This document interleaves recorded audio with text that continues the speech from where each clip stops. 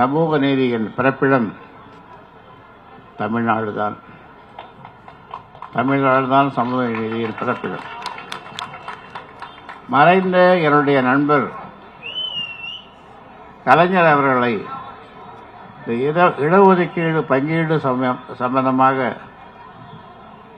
7 நாள் சாலை மறியல் போராட்டத்திற்கு பிறகு என்னை அழைத்து பேசிய போது நான் விலாவாரியாக சொன்னேன், இதை இப்படியெல்லாம் பிரிக்கலாம் என்று சொன்னேன். அவர் அதை பார்த்து நான் சொன்னதை கேட்டு ஆச்சரியப்பட்டார். ஆனால் இடையிலே அவர் பாராட்டினாலும் கூட ஒரு சிலர் அவரை கெடுத்து விட்டார்கள். அதனாலே நான் 6 கம்பார்ட்மெண்ட்டாக தொகுப்பாக தொகுப்பு பிரித்தேன். அப்பொழுது சொன்னார், என்னையும் உங்க அந்த தொகுப்பில் சேர்க்கலையே என்னார். நீங்க முதலமைச்சராக இருக்கீங்க, அதனால நீங்க உங்க சமுதாயத்திற்கு செய்வீங்க அப்படின்னு. இப்படியெல்லாம் நடந்தது. இந்த 20% அந்த 20 விழுக்காடு அவ்வளவு பேர் 21 உயிர்களை பலி கொடுத்து அதை வாங்கி இன்றைக்கு பல்வேறு சமுதாயங்கள் 118 சமுதாயங்களுக்கு அவர்கள் பலன் பெறுகிறார்கள்.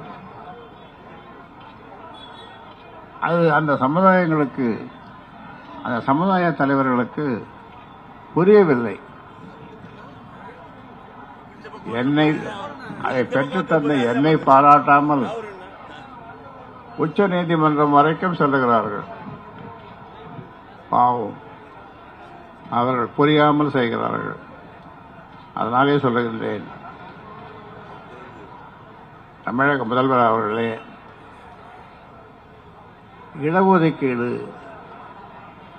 அதை பற்றிய புள்ளி விவரங்களை எல்லாம் நான் உங்களை நேரில் கோட்டையிலே சந்தித்து பேசும்பொழுது சொன்னேன். அது உங்களுக்கு ஞாபகம் இருக்கும். அதனாலே இந்த தேர்தல் வருவதற்கு முன்னாலே, இந்த ஆண்டு முடிவதற்கு முன்னாலே அந்த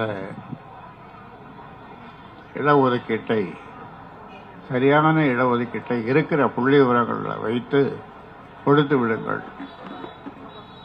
உடனே இன்னொரு உத்தரவும் போடுங்கள்.